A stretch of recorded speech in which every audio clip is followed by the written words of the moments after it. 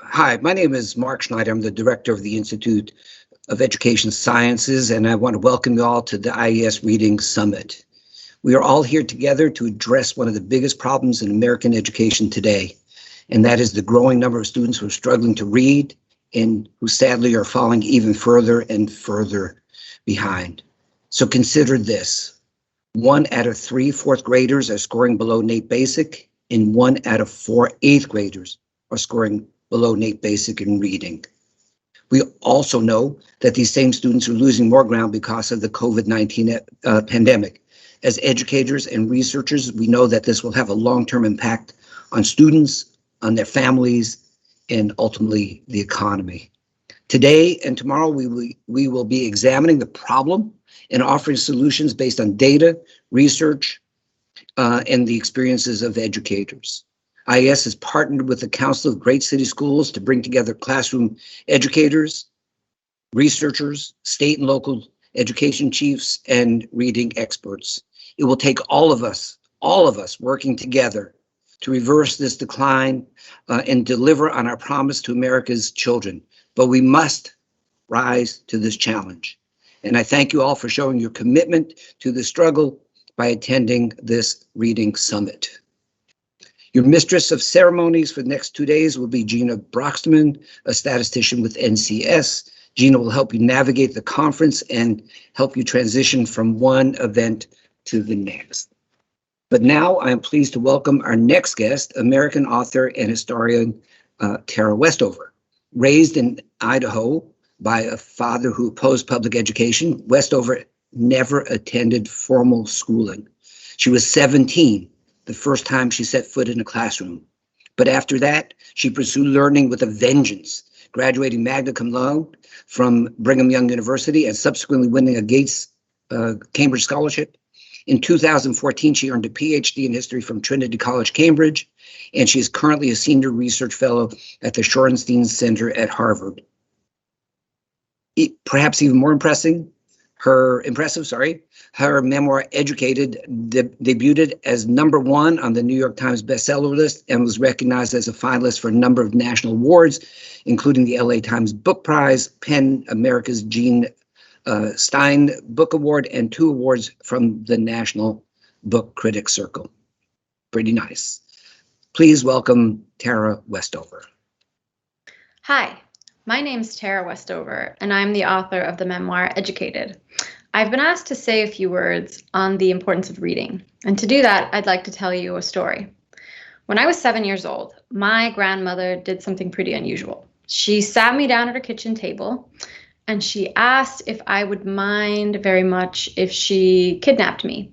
She didn't use that word, of course, but that is what she was suggesting.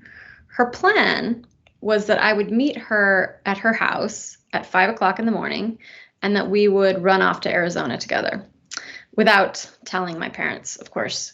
She figured that if we left really early, that nobody would see us and we could make a clean exit.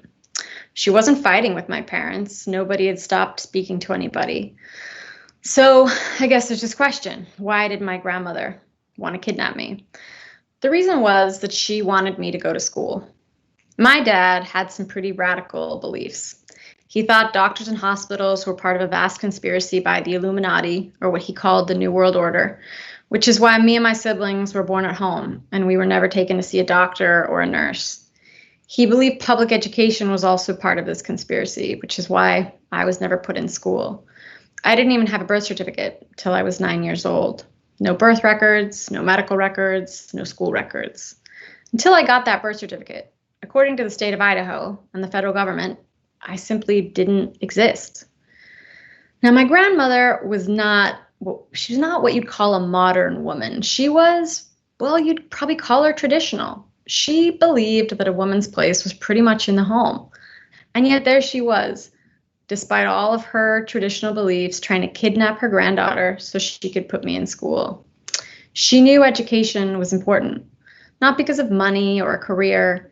She knew that it was important for its own sake. I didn't sleep very well the night before we were supposed to leave. I stayed up and I wrestled with this decision. I'd been told about the Illuminati for as long as I could remember, and I believed in it. More than that, I loved my father and I believed in him. I believed in my family. But despite that, I kind of wanted to go with my grandmother to Arizona. I wanted to see what that would be like. I thought maybe I would like school. Maybe I would like learning. In the end, I didn't go. I watched from my bedroom window as my grandmother stood by the car and waited for me and finally gave up, and she went to Arizona without me. There's a lot of reasons why I didn't go with my grandmother that morning, but here's two of them. The first was that I love my family. My father was radical and sometimes downright dysfunctional, but the love he was offering me, as broken as it was the only love I had ever experienced. The second reason I didn't go was that I could not imagine going. I couldn't imagine any other world other than the one I was living in rural Idaho. So I stayed. My childhood wasn't ideal. There were a lot of moments of isolation and loneliness. Sometimes there was even fear and violence. Sometimes I regretted that I hadn't gone with my grandmother that day. But I'll tell you what got me through, and that was language, specifically reading. Reading is how I learned to think. I started with the Bible. In Hebrews, I came across a passage that I immediately loved, and I still love, even after all these years. The passage is Hebrews 11:1, and it's about faith, what faith is. That scripture tells us that faith is the substance of things hoped for, the evidence of things not seen. After I read the Bible, I read novels. In my mind's eye, I imagined worlds that were very different from the one I was living in. And after I read novels, I read philosophy, and I learned about the power of ideas to shape how we see the world, and then how we see ourselves. I read books on geography, and I discovered that the world is vast. And I began to think, as the poet Nina Bogan has written, quote, that my legs could carry me anywhere, into any country, any life. I read books on feminism, and I began to wonder if I wanted to continue letting other people define me to myself, or if I maybe wanted to undertake that long and difficult process of defining myself. I read books on history, specifically about the civil rights movement, and I realized that my perspective would always be limited and somewhat myopic if I only considered my own experiences and those of people who looked like me. Eventually, after all my reading, I came to understand that the life I was living at that moment was just one of many possible lives, that there could be others. There came a moment soon after when I realized that I no longer wanted to live in the radical way that my family lived. I wanted to leave and pursue a new life. And then I had to make a difficult choice between loyalty to my family and loyalty to myself. It was an impossibly difficult decision.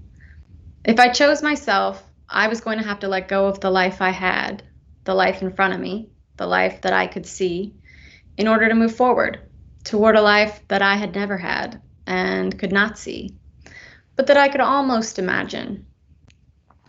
The hardest thing in the world is to believe in a future that you have not yet witnessed. But that's the gift of reading, and it's also the gift of education. Education is imagination. It is access to minds and worlds outside your own. It really is the substance of things hoped for, the evidence of things not seen. Thank you, and welcome to the IES Reading Summit. Thank you to Tara Westover for spending some time with us today and helping to set the stage for the conversations over the next 2 days. It is my pleasure now to introduce Juliana Urtubey, an elementary special education teacher in Las Vegas, who is the 2021 National Teacher of the Year. Juliana is a national board certified teacher who co-teaches in pre-kindergarten through 5th grade special education settings at Booker Elementary School. She was born in Colombia and is a bilingual educator and teaches many English learners. She also serves as an instructional strategist at her school, developing supports to meet students' differing academic, social, emotional, and behavioral needs. She is known as Miss Earth for her work in beautifying the school and advocating for and unifying the school community with gardens and murals. Thank you for being with us today, Juliana. Hello, and welcome to all the change makers attending the IES Reading Summit. I am so excited to share with you how a joyous and just education is only possible when we have equitable literacy for all. My name is Juliana Urtubey, and I am so proud to be the 2021 National Teacher of the Year. I'm a proud special education teacher, and I know from firsthand experience from learning with my students how critical literacy is to the transformation that they go through during school. Literacy is a human right, and I am so proud to be an educator to support students on their journey through literacy. I want to share a little bit about my story so that you can understand where my philosophy and my educational framework comes from. I was born in Bogota, Colombia, to a human rights lawyer and a musician. During the height of the Civil War, my family made the decision to move to the United States so that my sisters and I could have a safer upbringing and a brighter future. When we arrived to Chicago, my mom did not feel the welcome that I believe she deserved. The schools in our neighborhood were gray and dark, and I feel that my mom's fear propelled her into finding a school that would not only help us maintain our first language, Spanish, but also give us a positive connection to our identities. And so it's with this belief that my mother advocated and leveraged her skills and privilege to be able to afford my sisters and I an equitable education. However, I realized that not all families have access to this, and a family should not have to depend on their privilege and their skills to be able to be afforded an equitable education. So it's with this understanding that I became a teacher. I became a teacher that would mirror students' identities and experiences, that would uplift their languages, and that would connect their learning to their families. I have developed this framework throughout the last 10 or so years. I call it a joyous and just education. And it's with this idea that I created a garden program at my school. This garden program was built by the hands of the community of which the garden served. We built the garden slowly and together with students, their families, and our community. And it's this personification of a joyous and just education that has propelled me to look at each corner of education to see how can we be more inclusive? How can we ensure families feel reflected and uplifted in the learning that occurs in the school? How can we as teachers learn from our families? And so the framework of joyous and just education is built on the idea that all students experience joy in their learning and while at school because they have a deep sense of belonging, because the learning centers their identities and also their possibilities.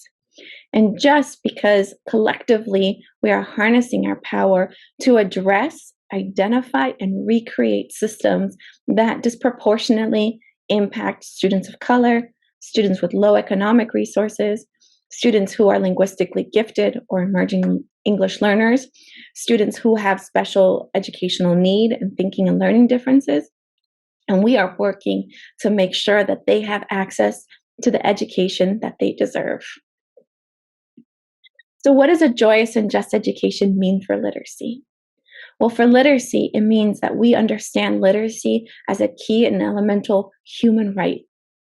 And that many of our students, those particularly who are linguistically gifted and come to us with multiple languages or are learning English as a second language, that we affirm their literacy in their native language.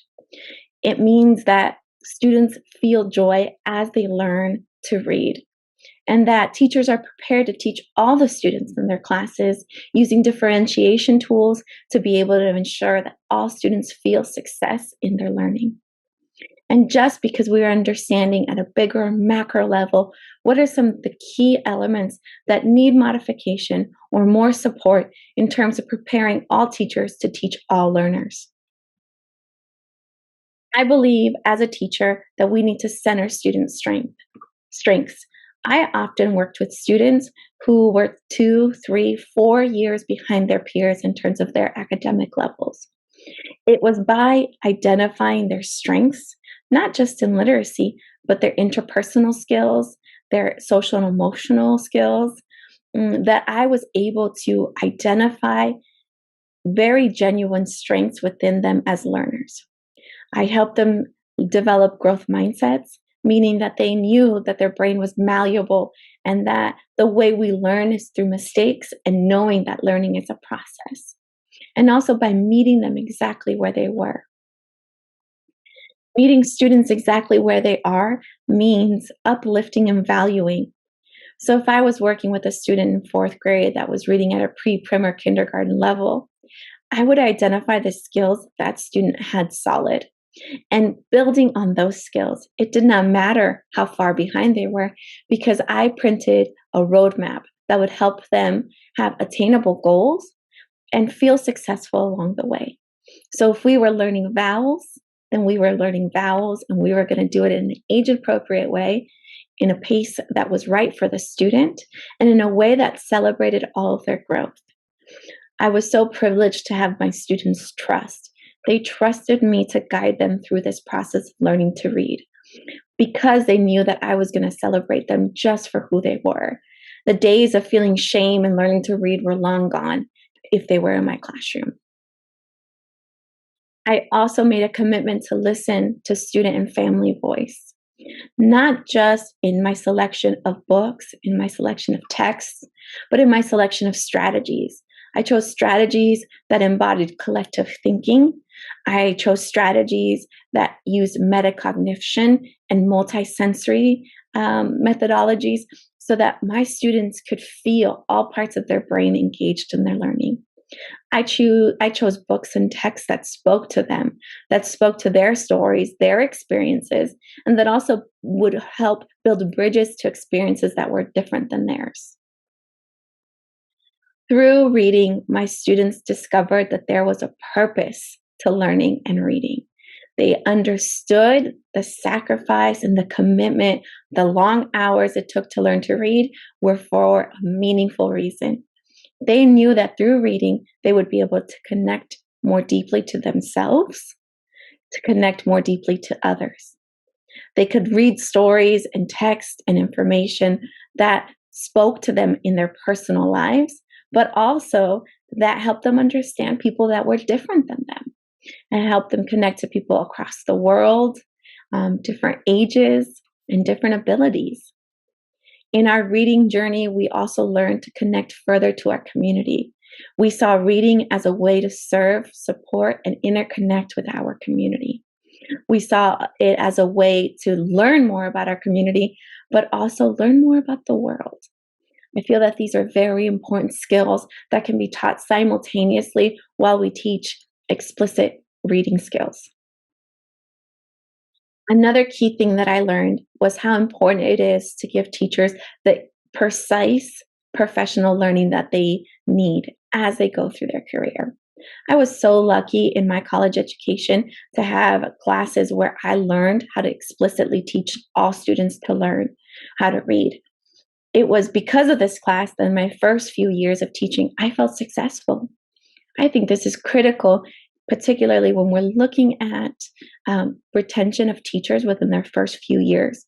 Many teachers come to their first classroom without the exact knowledge of how to meet the needs of all of their students. Sure, they have a curriculum to follow, but does that meet the need of 100% of their students? Do they know how to teach the specific skills that are needed? My principal advocates for teachers having diverse and specific endorsements before they come to teach.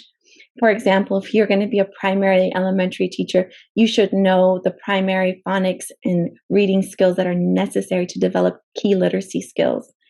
In the same way, if you're going to teach upper elementary school, 3rd, 4th, and 5th grade, you should be prepared with how to teach those ages of students, but also how to meet the need of the students who are those ages, but are struggling to read with a traditional reading model. It's these ideas that have not only kept me in the classroom because I've been able to learn who my students are, respond to their reading needs, but it's also my conviction about how education can transform students, their families, and their communities. I shared earlier that I started a garden program at my school to be able to unify the community, to be able to bring our learning together. I'd like to end by sharing about a time that my mom came to my school after we had built the garden program. She said to me, ¿Cómo si es posible cambiar? El mundo sí puede cambiar y todos podemos ayudar a cambiarlo. Look how it is possible to change. The world can change and we can help it. Thank you all for all the work that you are doing to invest and support students and teachers as we improve literacy for all. It has been a joy to share some time with you.